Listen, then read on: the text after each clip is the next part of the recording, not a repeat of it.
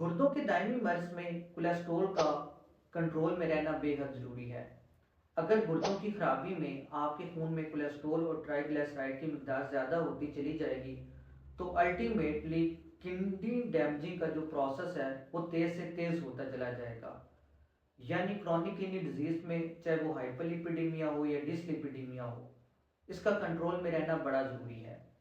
इसके अलावा आप डायबिटिक हैं, नॉन डायबिटिक हैं, हाइपरटेंसिव है, नॉन हाइपरटेंसिव है, इन तमाम सिचुएशन में कोलेस्ट्रॉल और ट्राइग्लिसराइड का कंट्रोल में रहना ही ज़रूरी है। क्योंकि जब भी कोलेस्ट्रॉल आपका हाई होगा, हाइपरलिपिडेमिया होगा, तो आपके किडनी डैमेजिंग का जो प्रोसेस है वो मज़ीद तेज़ से तेज़ होता जाएगा, जिससे आपके पेशाब में माइक्रो एल्ब्यूमिन की मिकदार ज़्यादा होगी, आपका क्रिएटिनिन हाई होगा, आपका यूरिया हाई होगा, आपका ईजीएफआर ड्रॉप होता चला जाएगा, आपका ब्लड भी ड्रॉप होता चला जाएगा।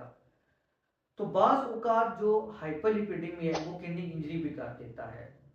हाइपरलिपिडेमिया को बेहतर करके ना सिर्फ हम अपनी वैस्कुलर हेल्थ को बेहतर कर सकते हैं, बल्कि कार्डियोवैस्कुलर हेल्थ को भी हम बेहतर रख सकते हैं और कर सकते हैं। अब सवाल ये है कि हाइपरलिपिडेमिया को हम बेहतर कैसे करें। फर्स्टली हाइपरलिपिडेमिया आपकी डाइटरी इनटेक की वजह से ही होता है। आपने अपनी खुराक में से ट्रांस फैट और सैचुरेटेड फैट को निकालना है। इसके अलावा मेडिसिन का इस्तेमाल ज़रूर करना है। जब आप अपनी खुराक में से ट्रांस फैट और सैचुरेटेड फैट को निकालेंगे तो आपका बढ़ा हुआ कोलेस्ट्रॉल और ट्राइग्लिसराइड कम होने लग जाएगा, और इसके साथ आप मेडिसिन का भी इस्तेमाल ज़रूर करेंगे। जैसे ही आपका कोलेस्ट्रॉल बेहतर होगा, ट्राइग्लिसराइड बेहतर होगा, माइक्रो एल्ब्यूमिन आपका कम होता चला जाएगा या ठीक हो जाएगा।